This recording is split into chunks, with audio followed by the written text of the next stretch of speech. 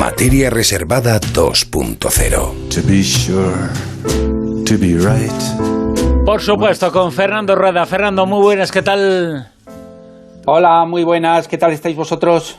Estupendamente, deseando escucharte porque acabas de llegar hace muy poquito tiempo de la Feria del Libro, esta feria tan especial que se está celebrando en septiembre. La pandemia, lógicamente, ha provocado que se retrase. Es una feria diferente, la edición número 80, pero una feria que está siendo, por organización, por todo, muy, muy exitosa y además muy, muy sentimental, ¿no? Ha sido una experiencia, porque ir después de 2 años prácticamente, que nadie ha podido pasear por el Retiro viendo libros, como hemos visto hoy, pues ha sido absolutamente emocionante, a pesar de esas colas enormes y larguísimas que la gente tiene que hacer para poder entrar, ¿no? y poder acercarse a los autores y poder ver libros. Yo hoy he tenido una experiencia muy especial y quería comentároslo, ¿no? Porque entre la gente que ha venido una chica cuyo nombre no voy a dar, pero que es una enfermera que en estos momentos está de baja, ¿no? Y bueno, yo me he sentido tan emocionado que tengo que reconocer que cuando hemos estado hablando con ella, con su chico y tal, y ha habido un momento en que ella se ha emocionado recordando los malos momentos de cuando, porque lleva unos meses de baja, y recordando esos momentos se ha emocionado, ¿no? Se ha emocionado porque decía que yo la había ayudado mucho cuando ella estaba en la soledad, escuchando los podcasts de la radio y leyendo mis libros, ¿no? Y ella se ha puesto a llorar y yo reconozco que yo también me he emocionado, porque al final ver a una heroína, porque para mí, y yo creo para todos los sanitarios lo son, ¿no? Pensar que nosotros desde la Rosa de los Vientos, desde una emoción especial, hemos podido ayudarles, pues la verdad es que hoy tan adorable me ha dado una enorme alegría, aunque es verdad que es la primera vez en una feria del libro que lloro, ¿no? Una feria del libro especial, una feria del libro en la cual además nos ha contado Fernando ahora, hay mucho contacto con la gente, y la gente, la verdad es que la radio cubre esa faceta mágica que se mete en la vida de las personas y que de alguna forma, bueno, somos importantes en su vida. No nos damos cuenta de la importancia que tiene. El otro día leí un mensaje en Instagram, creo que era, que me habían hecho una oyente del programa que decía, mi compañero de vida falleció y la última voz que escuchó, lo último que escuchó en radio era La Rosa de los Vientos, y eso nos hacía importantes. La Rosa de los Vientos, la radio es importante para la gente, y esta feria del libro tan especial facilita el contacto, mayor contacto con la gente, no físico, porque hay que mantener unas distancias, pero precisamente esas distancias, esas colas, hacen que también se puedan mantener más conversaciones con la gente y conocer un poco su trayectoria y su historia. No, y sobre todo que todos, independientemente del trabajo que tengamos, y lo hemos pasado, yo creo que estos 2 años bastante complicado por no poder tener esa relación, y sobre todo los españoles que necesitamos tocarnos, que necesitamos vernos, que necesitamos socializar. Entonces, el estar separados por cuestiones de salud, pues claro, cuando te están dando unos mínimos de poder coger y relacionarte, pues es lo que hablábamos al principio, es algo que te emociona muchísimo, porque estás viendo que por fin estás volviendo a un ritmo normal. ¿Y qué pasa? En estos momentos tan complicados, pues claro, la radio ayuda muchísimo y acompaña muchísimo, porque uno se desvela, porque no duermes bien, porque tienes preocupaciones, porque a lo mejor estás pensando en cosas más bien negativas, y tener alguien que te esté contando cosas, que te distraiga, que estés aprendiendo, pues te hace evadirte de esos problemas a lo mejor cotidianos y te ayuda muchísimo. Y nosotros lo hemos dicho siempre. Llevamos muchísimos años, 24 años en La Rosa de los Vientos, pues que anteriormente en turno de noche, con lo cual, ¿qué pasa? Que al final somos una familia, es una familia virtual, que tenemos esos momentos de encuentros y que los aprovechamos, porque es cuando entras en contacto con el oyente al que no le has puesto cara, pero que a través de las ondas ya se ha hecho amigo tuyo. Y muy importante fue, Fernando, en la historia de La Rosa de los Vientos, en lo que hoy se ha cumplido. Ha habido muchos actos, se ha recordado mucho ese 20 aniversario del 11S, una fecha que cambió la historia, que dio comienzo al siglo XXI, al siglo en el que seguimos estando, porque todo lo que pasa en el mundo es consecuencia de eso. Sí, te recuerdo que nosotros transmitimos en La Rosa de los Vientos el mismo 11 de septiembre por la noche, que hicimos un gran despliegue por la noche. Hoy se ha celebrado el 20 aniversario del 11S y se han dicho muchas cosas de ese 11S. Pero hoy, Bruno, Silvia, queríamos hablar de algo de lo que no se ha hablado en estos días. Una consecuencia de las muchas de ese 11S, que fueron personajes e historias como la que vamos a contar hoy. Efectivamente, ya había, porque los mercenarios pertenecen a la historia del siglo XX, y ha habido grandes mercenarios, ¿no? Pero aquí se produce un fenómeno muy curioso, y es que el 11S supone el resurgir tremendo de las compañías de mercenarios. Supone que estos soldados privados, estos que les llaman contratistas, a raíz del 11S se convierten en gente que trabaja ya no para dar golpes de Estado y todas estas cosas, que ha sido lo que en la historia habían hecho habitualmente, ¿no? Sino que se convierten en una fuerza de apoyo a las fuerzas militares. Y en concreto, la que representa ese auge es la compañía Blackwater. La compañía Blackwater, que ya existía antes del 11S, que la creó Eric Prince, que era un multimillonario que había pertenecido a la unidad de los SEALs, aunque no había hecho una carrera demasiado, digamos, de combates y tal, y que tenía ahí su empresa que estaba más o menos, ¿no? Pero que cuando surge el 11S, cuando se mueren esas casi 3.000 personas, cuando todo cambia, el ejército de Estados Unidos y la CIA, los dos, el ejército y la CIA, descubren las ventajas de subcontratar trabajos, algo que no había ocurrido hasta entonces.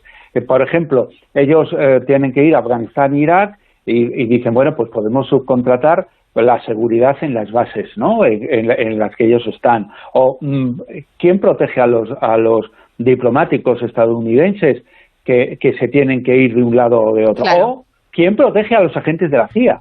Porque los agentes de la CIA necesitaban protección. Y entonces, en lugar de protegerlos como los protegían hasta ese momento las unidades especiales, empiezan a protegerle los mercenarios de Blackwater. O quién transporta el material entre una base y otra base, ¿no?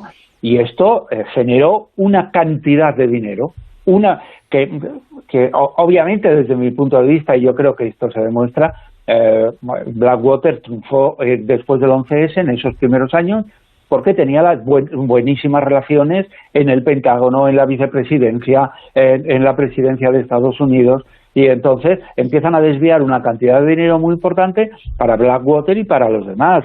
En los años, más o menos en los 5 o 6 años posteriores, Blackwater gana cerca de 1.000 millones de dólares llevando a cabo ese tipo de trabajos, ¿no? Por cierto, un tipo de trabajo que es muy curioso, porque en un primer momento, después del 11S, para impresionar mucho, lo que hacía era contratar a militares que estaban en activo o que habían estado en activo hasta hace poco. Les decía, tú que eres de una unidad especial de los SEALs y tal, vente conmigo. ¿Cuánto estás ganando? Ya sabéis que los ejércitos siempre pagan mal. ¿Estás ganando $3.000? Bueno, pues yo te voy a pagar $5.000. Y seguramente también el secreto está en el hecho de que en el ejército, en la CIA, en el Pentágono, hay que dar explicaciones de lo que haces. Estando en esa empresa privada, igual no hay que justificar tanto, por ejemplo, la tortura a un testigo.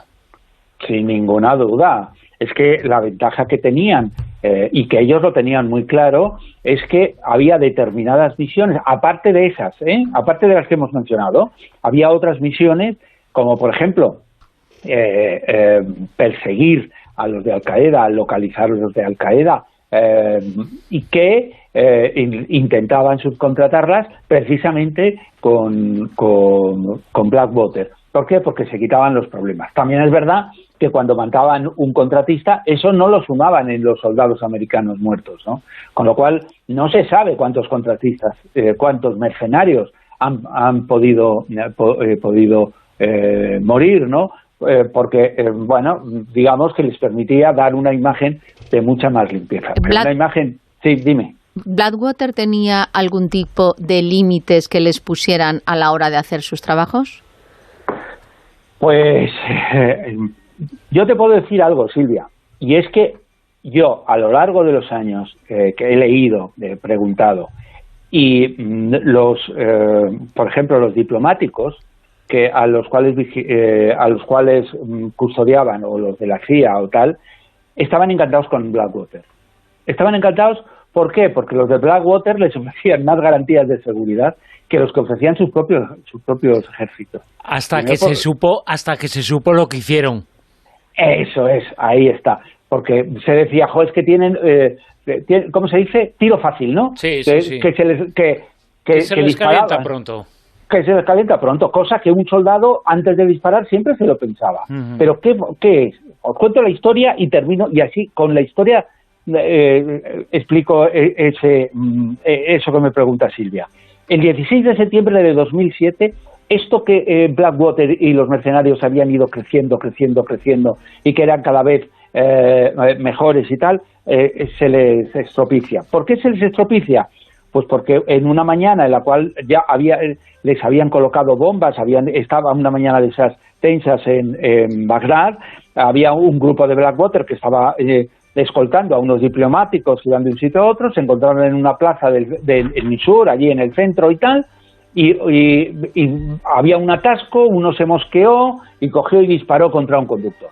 Y en lugar de quedarse muerto y quieto el coche, pues el coche se puso en marcha y se fue hacia ellos, con el conductor muerto, Joder. Y entonces se pusieron todos de los nervios y empezaron todos los mercenarios que había a disparar como locos, con las ametralladoras, con las granadas, pensando que les estaban atacando. ¿Cuál fue la conclusión? La conclusión fue que había 14 civiles iraquíes cuando acabó esos tiros muertos y más de 20 heridos.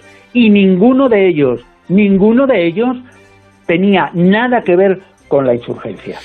Después de las noticias, de la información en Onda Cero, continuamos en materia reservada, continuamos con Fernando Rueda. Fernando, quédate. Venga, Sara.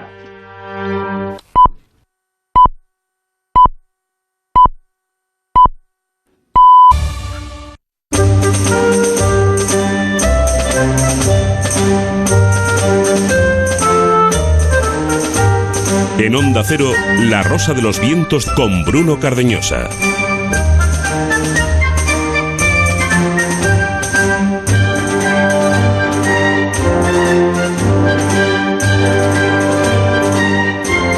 Comenzamos una nueva hora, un nuevo tramo en La Rosa de los Vientos, el tramo de 2 a 3, pero estamos hoy, como siempre, hasta las 4 de la madrugada. Hemos empezado a la 1, hemos hecho un parón con las noticias y con la información, pero todavía seguimos durante unos minutos más con Fernando Rueda, como no, en materia reservada.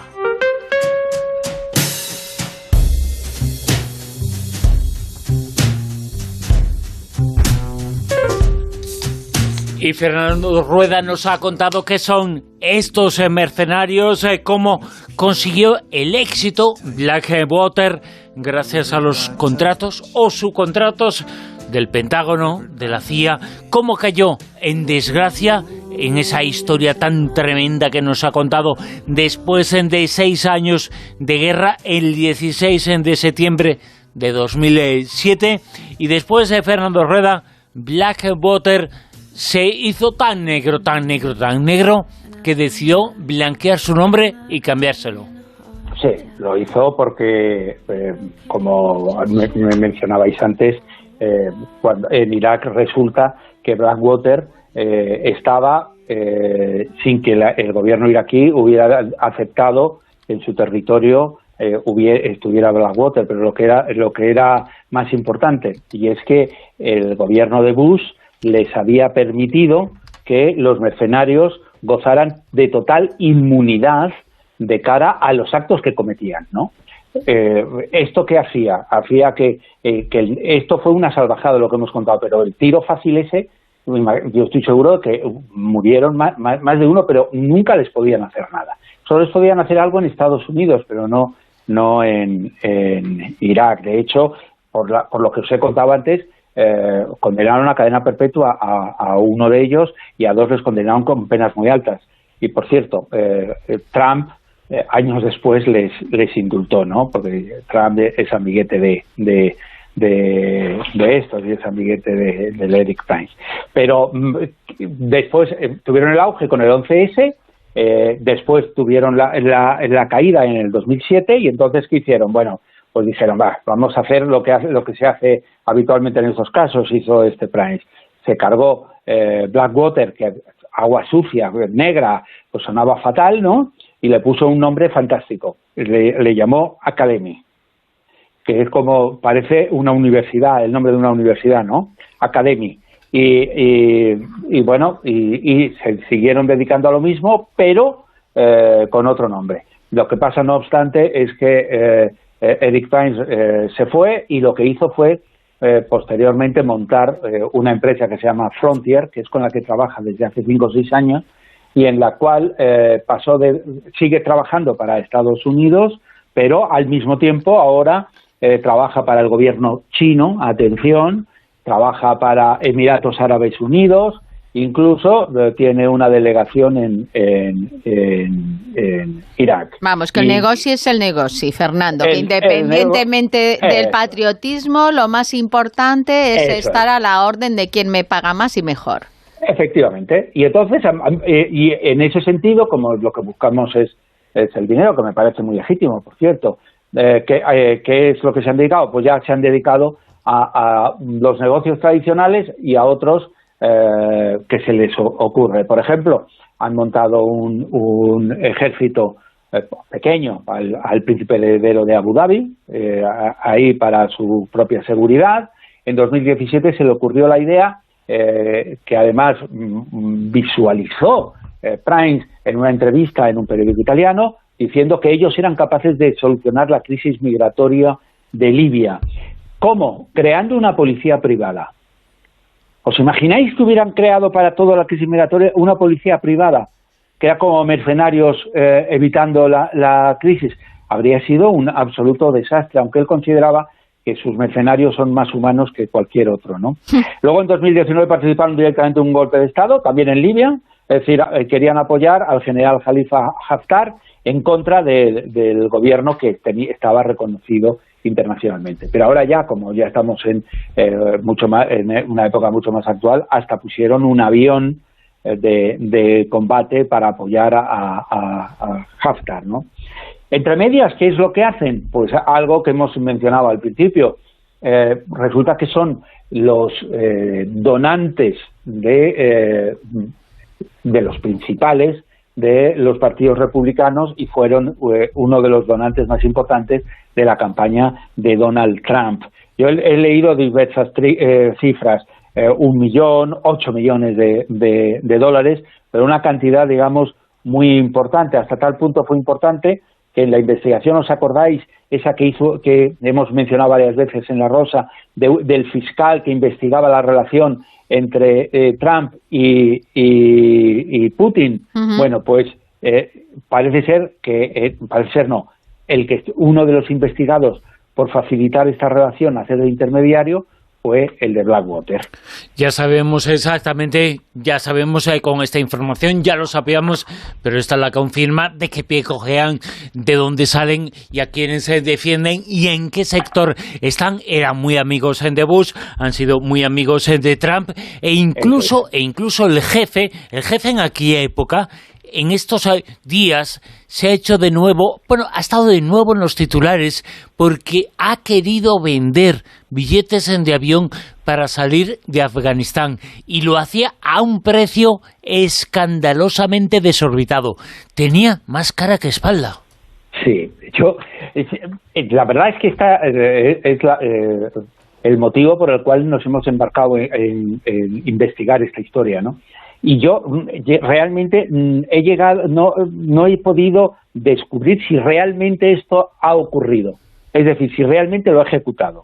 Pero The Wall Street Journal, un periódico nada sospechoso de inventarse historias, desveló la noticia de que este hombre, Eric Prince, con su compañía Frontier, actual Frontier, había ofrecido billetes de avión a cualquier persona que viviera en Afganistán para poder salir desde el aeropuerto de Kabul pagando, eso sí, $6.500, que son 5.000, más o menos, 5.500 euros, ¿no? Y también decían que esto era ya el colmo de los colmos y el colmo de las ofensas, y ya dejamos de hablar tomándonoslo de coña y tomándonoslo en serio, que había otra versión que aún era más caro. ¿Por qué? Porque incluía que los mercenarios fueran a buscarte a casa, te recogían en casa y ellos se encargaban de llevarte al aeropuerto. Ahí no se especificaba cuál era la cifra, pero imagino que estamos hablando del doble o yo qué sé. ¿Y se baraja algún tipo de cifras a la hora de hacer este tipo de subcontratas? Cantidad de mercenarios, vamos, no sé, ¿qué pack venderá Eric Prince a la hora de ofrecer a los diferentes países sus servicios? ¿Hay algún baremo, alguna tarifa que se sepa que se maneja? No, están las cifras que os he dado, que lo que sacó, que en esos primeros años más de 1.000 millones de dólares, pero depende del trabajo que haga en cada momento. Lo que sí está, que os acordáis, que hace años lo mencionamos, que nos enteramos de que Blackwater estaba buscando, por ejemplo, mercenarios en España, entre militares o exmilitares que quisieran. Es decir, que había una enorme demanda de mercenarios para, pues porque el mundo entero está, ya sabemos, en África, que también están ahora estos de Blackwater, que ahora se llaman de otra forma, pero que están los de Frontier, que están allí actuando y protegiendo intereses de China. También, ¿no? Y en Libia, que fue donde intentaron dar el golpe de Estado y que hacen los mercenarios. Es decir, que realmente hay... Y hemos hablado de Blackwater porque es la que demuestra claramente cómo se beneficiaron del 11S, ¿no? Pero hay montones de compañías, es decir, que hacen esto, ¿no? Un 11S que esa misma noche, ese mismo día, quería Bush, que era el presidente de Estados Unidos en ese momento, Bush hijo, que el culpable... lo digo con toda la intención del mundo, sí, que el culpable fuera el presidente de Irak, porque así comenzaba la guerra allí. Hubo guerra en Afganistán, tuvo Blackwater y los mercenarios mucho papel, después también en Irak. Y por cierto, nuestro compañero de los servicios informativos, Carlos León, nos acaba de pasar una noticia, una información de ahora mismo. Esa información nos dice que una presunta célula del ISIS ha atacado la noche de este sábado es decir, ahora mismo, a una unidad de la Policía Federal de Irak en la ciudad de Kirkuk, en el noroeste del país, dejando al menos a 3 oficiales muertos y otros tantos heridos. Tenemos que recordar que el ISIS es enemigo de Al-Qaeda, ¿eh? Sí, claro. No solamente es que sea el enemigo, es que son los que se llevan, porque proceden de ellos, ¿no? Exacto, pero eso no quiere decir que unos sean buenos, otros malos, son demonios ambos, ¿eh? No, claro, y los talibanes son un tercer sector, digamos, ¿no? Sí. Es decir, lo que pasa es que el ISIS es una ramificación porque les parecían demasiado blanditos los de Al-Qaeda, ¿no? Y al final, bueno, pues es verdad que ellos eran como más salvajes y como más animales, ¿no? Que por cierto, cuando se pasó lo que pasó, lo hemos contado, lo que pasó y lo que sucedió en Kabul, en la capital de Afganistán, ese atentado que lo cambió todo, ese triple atentado en el aeropuerto de Kabul, del que se acusó, bueno, era culpable el ISIS, y fue una forma de que los talibanes se metieran en Occidente y que hubiera algo parecido a un reconocimiento internacional, porque luchaban contra los malos muy malos. Los malos luchaban contra los peores. Sí. La partida de ajedrez sigue desde hace 20 años, ¿eh?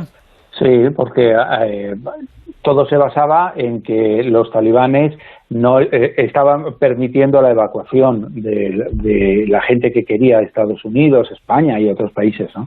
Y entonces los del ISIS no querían eso, ¿no? ¿Y hay alguna cara positiva? ¿Se puede decir algo bueno de esa gente de Blackwater? Por lo menos tienen una cosa que puede, bueno, pues ponerse en el otro lado de la braja.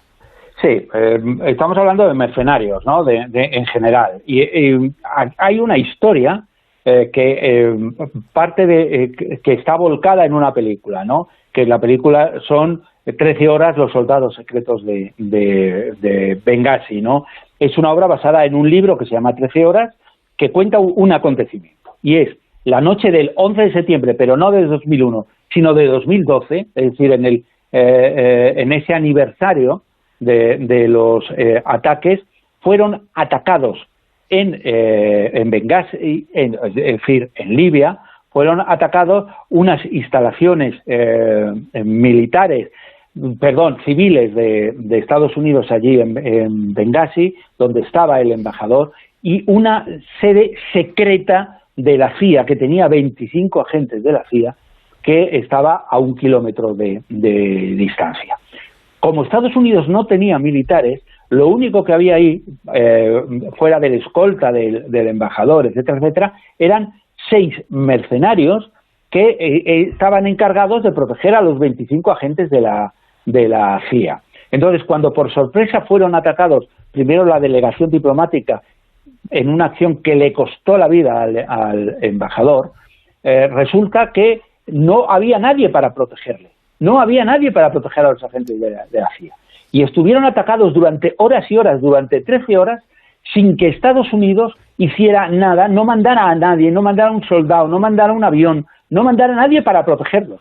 Murieron 4 ciudadanos estadounidenses, y no murieron más porque por suerte tenían a esos mercenarios, a esos contratistas que se jugaron la vida y que dieron la vida y que evitaron que ocurriera. Incluso que pudieron si les hubieran dejado actuar, podrían incluso haber evitado que mataran al embajador. Fernando, en las filas de esos mercenarios, ¿siempre son excombatientes o combatientes recientes? ¿Siempre son militares? ¿O también puede haber, no sé, de los cuerpos de seguridad del Estado, de otros departamentos que estén también entrenados en hacer acción, en armas? Estos en concreto eran SEALs, eran Rangers, era gente. Es decir, para este tipo de misiones, sobre todo para este tipo de misiones con Estados Unidos, los militares los contratistas que utilizan son siempre exmilitares, porque eso es lo que, digamos, da más seguridad. Exmilitares expertos que ya tienen bajo sus hombros muchas guerras. Otra cosa son los que pueden utilizar, como hemos contado antes, para tratar de dar un golpe de Estado en Libia, para crear un pequeño ejército profesional que proteja al príncipe de Abu Dhabi. Ahí sí hay americanos, pero puede haber españoles, puede haber latinoamericanos, que hay muchos. Pero estos en concreto eran americanos. Y aquí, ante la incompetencia digamos, de la administración de Estados Unidos, en aquel momento dirigida por Hillary Clinton, ante esa incompetencia, que no fueron capaces de reaccionar y de proteger a su gente, por lo que fuera, digamos que estos mercenarios, hay que reconocer que estos contratistas, que prefieren ellos llamarle, fueron los que actuaron en defensa de su patria, ¿no? Desde luego que estos mercenarios Blackwater se merecerán en el futuro un final de esta sección de materia reservada.